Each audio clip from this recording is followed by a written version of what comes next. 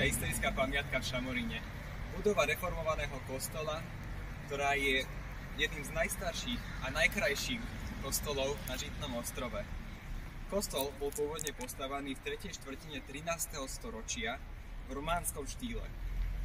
Pôvodnú budovu tvorí dnešná hlavná loď a svetiňa bez sakristie a vedľajších lodí.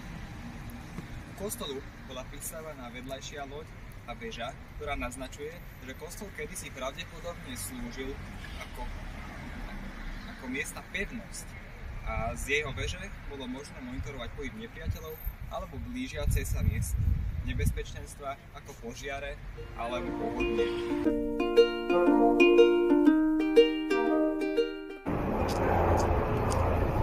Počas nachádzajúcich storočí bol kostol viackrát pristávaný.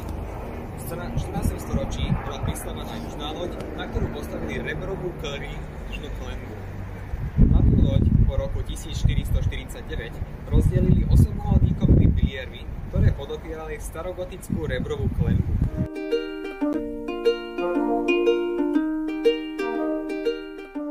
U boku svätyne sú zobrazení apoštoli zo Starého zákona v medaliónoch umiestnených do ozdobených kruhových rámov a opatrených stuhami a s nápismi. Hore v strede je zobrazený Dávid s korunovaným kráľom Šalomúnom. Na severnej bočnej stene je zobrazený útek z Egypta, pod tým je na obraze typu gobelín Panna Mária na jej smrteľnej posteli. Obklopená apoštolmi a nad ňou na klenbe je zobrazený jej pohreb a nad nebo vstúpenie. Posledným obrazom cyklu v trojuholníku smerom hlavnej lodi je zobrazené korunovanie Márie. Umiestnenie týchto obrazov na hlavnom mieste je dôkazom toho, že kostol bol postavený na počesť Panny Márie.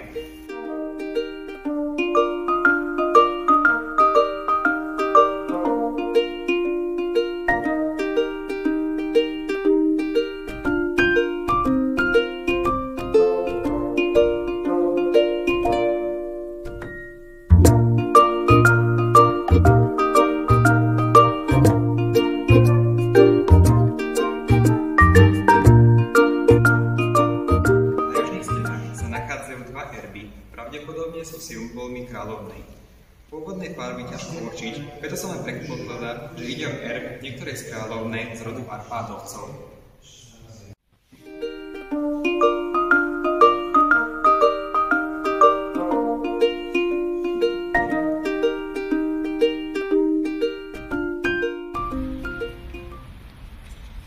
Dejiny kostola siahajú až do prvej polovici 11. storočia, možno aj hĺbšie do minulosti, keď tu postavili neveľké jednolodie s polokruhovou apsídou. Možno tu tak hovoriť o jednom z najstarších sakrálnych objektov v regióne. Podľa predpokladu odborníkov, niekedy na prelome 11. a 12. storočia bola ku kostolíku z južnej strany pristávaná menšia kaplnka s východnou apsidou. Už niekedy koncom 12. storočia bola stavba predĺžená západným smerom do súčasnej dĺžky. V tomto období bol vstup do lode podľa všetkého zo severnej strany a stenu nad vchodom zdobili nádherné malby a chránené nejakým typom zastrešenia. Súčasnú podobu získal kostol počas ďalšej prestavby v 60. či 70. rokoch 14. storočia. Vtedy bola zbúraná apsida pôvodnej južnej kaplnky a mladšia kvadratická svetiňa, ktoré nahradilo veľké polygonálne ukončené presbytérium.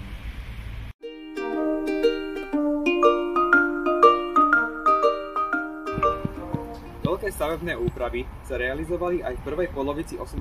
storočia, keď boli zvýšené obvodové múry lode, novoriešené osvetlenie viacerých priestorov a štvorlodie dostalo jednotnú strechu.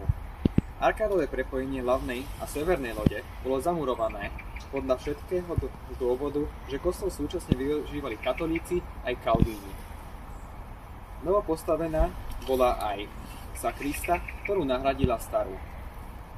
V roku 1789 kúpila kostol s povolením cisára reformná cirkev, ktorej patrí dodnes. Súčasnú podobu získal chrám v roku 1931, kedy sa realizovala obnova pod dozorom pamiatkárov. Ďalšie práce sa vykonali aj počas rokov 1986 až po 1995. V roku 2014 sa začala komplexná obnova kostola, ktorá priniesla zásadné objavy týkajúce sa jeho najstarších stavebných etáp.